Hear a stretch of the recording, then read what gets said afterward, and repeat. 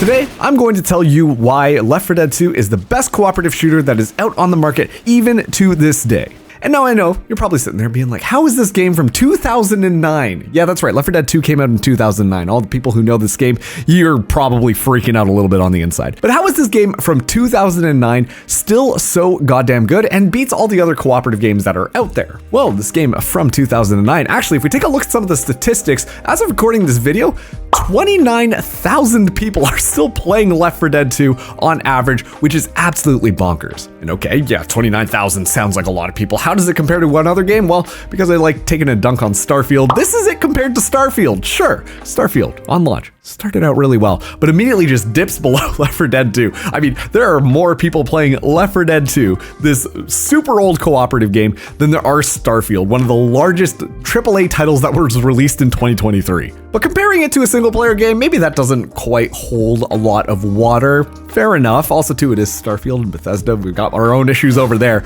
But all right, let's take a look at some of the other cooperative games that kind of exist in today's day and space, and, well, where their inspiration kind of comes from. Deep Rock Galactic. Love me some dwarves mining some stuff, but very heavily inspired by Left 4 Dead 2. Vermintide, Darktide, all those crazy amount of rats slash, I don't know what they are, proto-humans in Darktide, running at you, overwhelming your screen with all the score in your face. That is 100% DNA ripped out of Left 4 Dead 2. Payday 2. Okay, we're not going to talk about Payday 3. I know Payday 3 came out, but a little bit of a disaster. So Payday 2, a lot of those objective-based things that you're doing and being so cooperative with your teammates. I mean, that is just straight up Left 4 Dead 2. There's a whole mechanic where you have to carry a bunch of gas stuff around and dump it into a thing. That is one of the missions in Payday.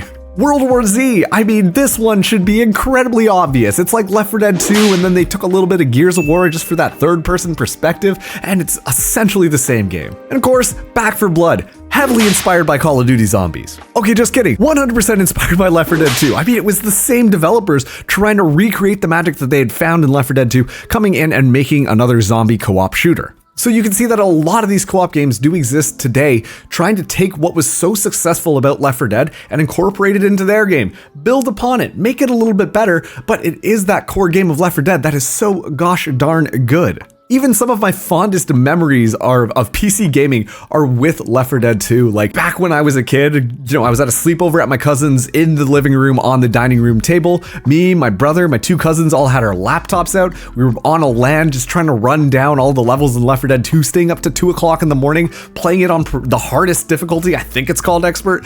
Like those are some of the fondest memories I have in PC gaming. And once again, this is a testament to how good the game was even all the way back then. But before we get ahead of ourselves, we have to talk about what the heck is actually Left 4 Dead 2. One, if you don't know what Left 4 Dead 2 is, why are you watching this video right now? Also, two, how have you not heard about the Left 4 Dead franchise? That is crazy, man. Do the kids still play Left 4 Dead? I actually don't know about this. At this point, it might be completely irrelevant if, they were born after 2005. Oh God, I'm dating myself as I talk. But essentially, Left 4 Dead 2 is a cooperative shooter developed by Valve. It was a follow-up to Left 4 Dead 1, which had released in 2008, Left 4 Dead 2 coming out in 2009. And essentially, it is just a really fun co-op shooter. It is made in the Source engine, and of course, if you know Valve, then they release games to coincide with some sort of hardware or software launch that they really wanted to show off. The shiny brand new thing here that they wanted to showcase was the in-game director, which is very responsible for a lot of the systems in Left 4 Dead 2.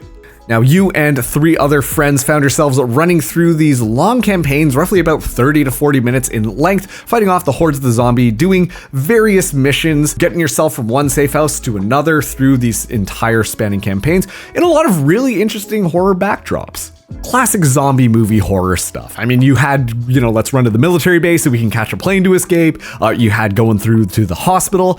And then when we moved into Left 4 Dead 2, we got a little bit more goofy with it, tapping into some of the other different styles of horror and not being so serious all the time. Like there was the shopping mall level. There was one where you had to go through an entire swamp. You had to go through a carnival on another with this rock star ending. It was all made with the purpose of just being an extremely fun experience. Also, too, for those who were actually playing it back in the day, there was a versus mode where you got to play as the special infected versus the survivors. That was honestly just a lot of fun, but we're not going to talk about that in this specific video. But what exactly was so special about Left 4 Dead 2? And honestly, why was it such a good experience? Well, I've broken it down into 3 different things, and so let's get right into that list. Thing number 1, the special infected. Oh my god, it is so hard to explain how well developed the Special Infected are in the whole setting of this whole zombie shooter. The Special Infected in Left 4 Dead were something honestly just truly special. And pretty much every single co-op game nowadays where you have a very basic enemy and then a big guy kind of comes out of the shadow, well, Left 4 Dead was really the thing that popularized a lot of that as a concept, honestly. I mean, when you think back to the original Left 4 Dead launch trailer, the whole scene where like the tank just busts through all these cars and is just charging through was just so iconic. And they actually capture that feeling 100% when you're in game and then suddenly this massive tank comes through all these horde of other zombies. And even when you look at some of these Special Infected types, you can see a lot of these future games take some of the DNA from them because these were so effective. Things like the Boomer, where, you know, if you shoot it, you're too close to it, then that attracts the horde to you. The Tank I've already talked about. The Witch, where basically if you got too close or shot her, she would run up to you and one-shot you, which was always very dangerous. And then Left 4 Dead 2 brought in some more Special Infected to just change it up a little bit more. And the craziest thing about all of these different Special Infected existing in this co-op experience was that they were all incredibly well balanced. Also too, I think this was really the first time that I experienced needing to use auditory cues as often as I did because, you know, you're running through the campaign with your friends and you hear a scream coming out in the background, and based on what type of scream it was, that would tell you what Special Infected were coming, and so you knew you had to watch out. You know, we need to group up a little bit more, we gotta play a little bit more together because, well, there's a hunter about to jump on somebody. It's little subtle things like that that honestly Valve is just so goddamn good at making that really just escalates that experience and makes it so much more fun that you're like actively participating with the game. That actually leads me into point number 2, which is that whole in-game director thing that I was talking about, which was, once again, Valve trying to show this piece of software off in Left 4 Dead and Left 4 Dead 2. Essentially what the in-game director does is it sees how you're doing in the game, then adjusts the different items that are kind of spawning, on top of that too, the different Special Infected coming on, based on how you are doing, as well as the difficulty level that you would initially set. Now, the original idea behind this was, you know, make it a little bit more replayable. Every time you go through, you're gonna have a quote-unquote novel experience, but at the same time, you're running through the exact same map, so you kind of know exactly where to go, so I don't think that it really creates a novel experience. What I do think that the in-game director does 100% excel at is create a very balanced experience for whatever difficulty level you are playing at. It makes it so that the Special Infected are spawning or not spawning just perfectly enough, and that some of these weapon drops that you're able to find, or ammo, or all of that type of stuff, as well as how often the hordes get called in, it feels perfectly balanced with how the tempo of the game is going. And quite frankly, I haven't seen any other in-game directors from any of these other games really just nail it that well. Honestly, this is one of the biggest reasons that I suggest Left 4 Dead almost as an introduction to these arcadey co-op shooters, because the in-game director is so good at just making it difficult enough that you feel like you're challenged, but not making it too hard so that pretty much anybody will be able to get through a campaign, and generally speaking, have a pretty fun time if you're playing with your friends on one of those easy or normal difficulty settings. Then of course, when you get into like advanced or expert, then it's like almost impossible because then the in-game director is like actively trying to fuck you over. But once again, that's just a testament to show how good this whole in-game director system really was. And the third thing that I think really makes Left 4 Dead truly special is how much emphasis they put on making this a cooperative experience.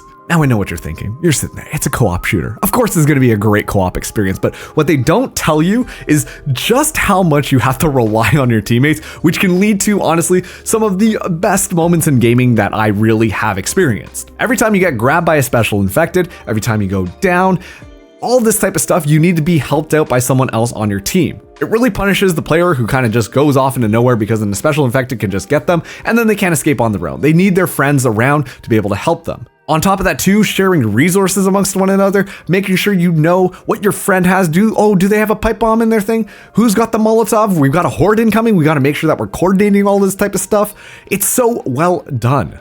And because it is also a co-op game, there are a lot of moments where you will accidentally murder or burn or shoot your teammates, and that makes for a whole other experience as well. Especially on some of the higher difficulties when like one bullet will do like 5 to 7 damage to one of your friends and stuff like that. It creates this level of chaos where like, yes, sure, the zombies here are the enemy, but at the same time, you gotta watch your back because, hey, my buddy John over here is gonna shoot my back and suddenly I'm at like 2 HP and I'm like, oh no, a little slap across the face from a zombie and I'm down. It's these 3 elements that I think really make Left 4 Dead 2 stand out so gosh darn much, and it really focuses on the fun aspect of this. When you look at Left 4 Dead 2 at the surface, you're like, this is a zombie shooter. Of course, it's going to be a little spooky, a little bit scary, but I genuinely don't think that it really leans into that as much as it just uses that as a backdrop for the game. There is a very clear emphasis on having fun with your friends, and all of the systems work in tandem in order to make sure that you are having the most amount of fun with your friends,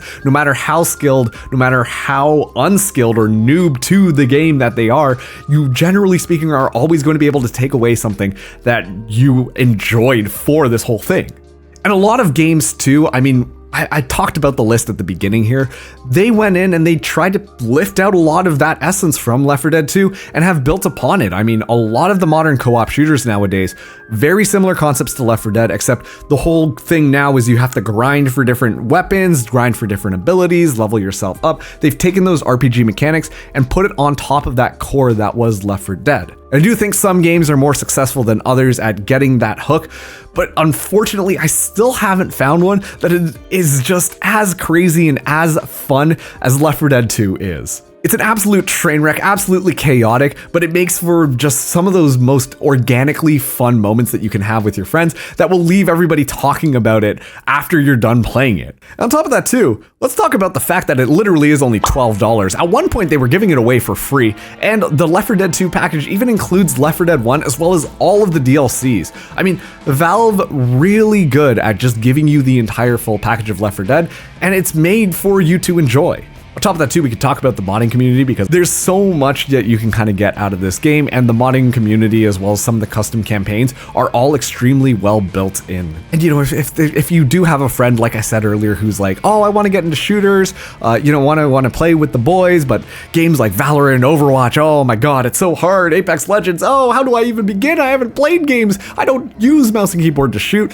I still genuinely think that Left 4 Dead 2 is a really good way to kind of walk you through some of those very basic mechanics. And once again, the game came out in 2009. Like, laptops can play. I wouldn't be surprised if Google Chromebooks could play this. And I'm not talking about the cool Chromebook that they were showcasing. Wow, it can run Cyberpunk. No, we're not talking about that. I'm talking about the Chromebook that I used to use for school, where after 2 years, you basically could hardly use it for anything anymore. And if this video still hasn't convinced you that Left 4 Dead 2 is the best co-op shooter of all time, well, just type into Google best co-op shooters and see what some of these lists are, because I can almost guarantee you that pretty much everything that you're going to find will have Left 4 Dead 2 in the top 5. It is that good of a game. Alrighty, that wraps up my brain fell apart at the end of this one. But that wraps up this video. Let me know what some of your favorite experiences for Left 4 Dead is. I genuinely think that this was such a foundational game for so many games that come to exist in today's day and age. And also too, this is a very different video style. I'm trying to branch out a little bit more, diversify my content. So let me know if you enjoyed this as well, with a thumbs up, if you enjoyed learning about the history of the games, what about this video was interesting to you, and of course, what some of your best experiences with Left 4 Dead was. Okay, I'll catch you in the next video. Who knows what that one's gonna be about, but thank you for watching. Catch you in the next one. Bye-bye.